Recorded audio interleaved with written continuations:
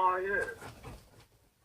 In American Juris 2, Section 177, it says the general misconception is that any statute passed by a legislator bearing the appearance of law constitutes the law of the land. Simply not true.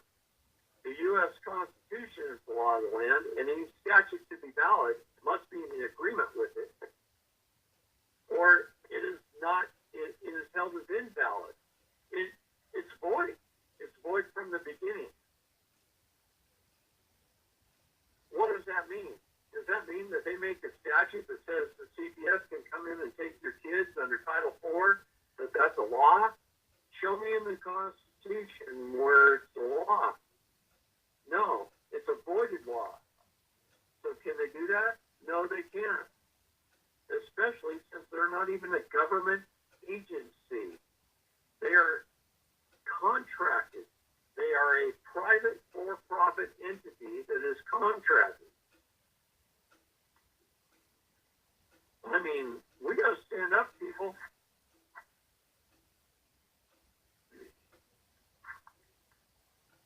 A void act cannot be consistent with a valid one. An unconstitutional law cannot operate to supersede any existing valid law. Okay? Over and over and over again through here, I tell you that these statutes are not law. And we use Supreme Court cases to show it. It is fraud. And the thing about fraud is this. At some point in time, it must be recognized. That means you could have been going through this process, and all of a sudden, you said, hey, wait a minute, I've learned something right here from this idiot in Oregon, and I've learned that this whole thing is fraud. So, starting today, you could change it immediately. You don't have to keep going through their process. You don't have to keep signing their agreements.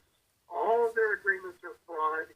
Once you learn them, they must be vitiated. They need to be voided from the beginning.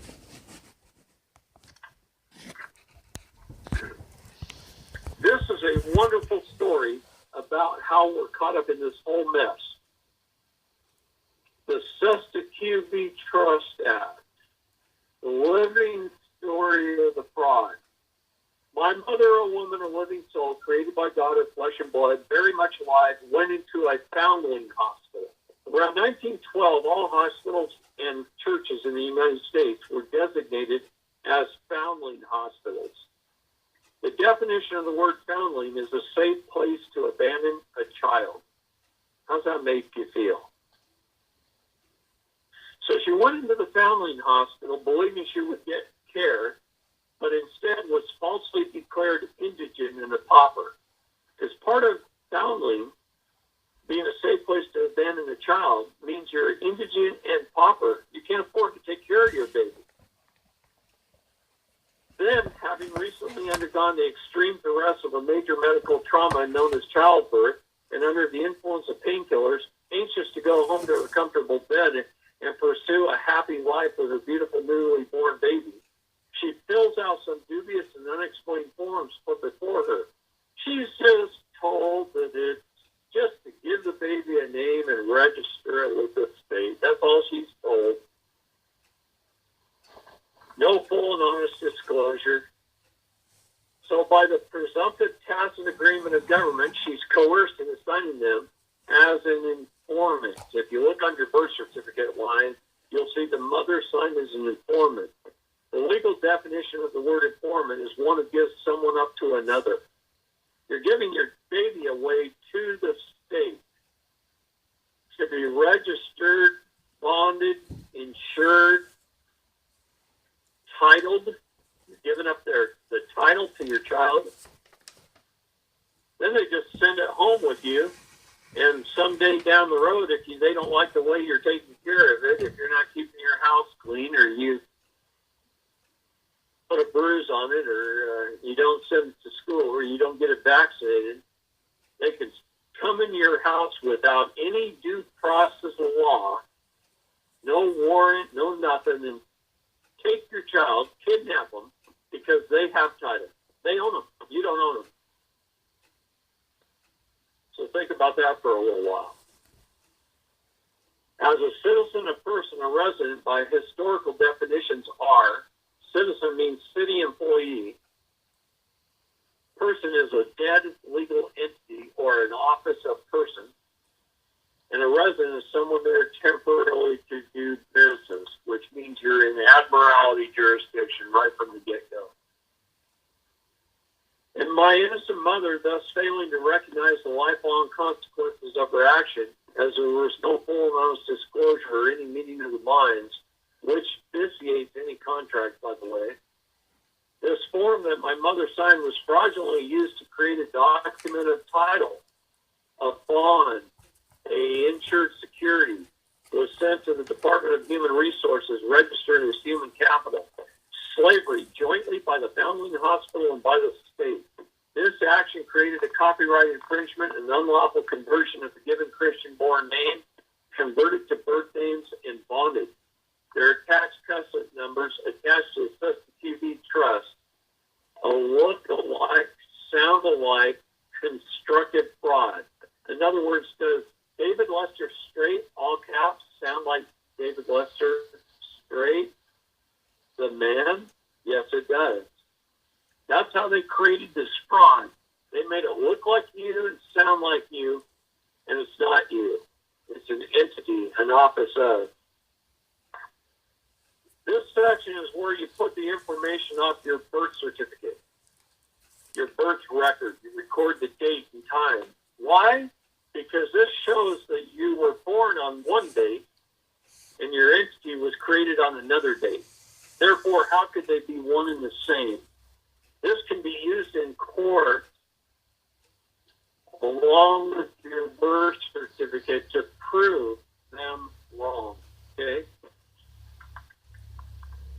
Like I said, I am going to skip through this some just for the sake of time, and you guys probably are going to appreciate that. This whole next section talks about the Cesta QV trusts that were created with your birth, the public trusts. Each and every man and woman has the absolute right to refute and reject these false presumptions as the holder of their own title. Given the private secret trust of the private central banks are created on false presumptions, when a man or woman makes clear their lie-born record and claim over their own name, body, mind, and soul, any such trust based on such false presumptions ceases to have property and property rights. Any administrator or executor that refuses to immediately dissolve the Cesta QV trust upon a person establishing their status and competency is guilty of fraud and fundamental breach of their fiduciary duties, requiring their immediate removal and punishment. Of course, you have it. Okay. Hey, Beth, can you mute?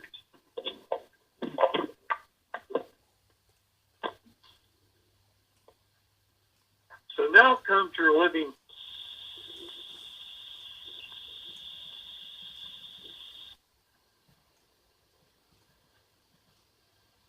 honest intention to defraud or injure you anyway. If it is, if they don't dare answer that question, I can tell you that right now. If they do, man, they're facing federal felony charges. Okay? Now, here comes your living testimony. This is you being a living soul and jurist, and not the person that they're treating you to be. And in this, Dave, can you go over that?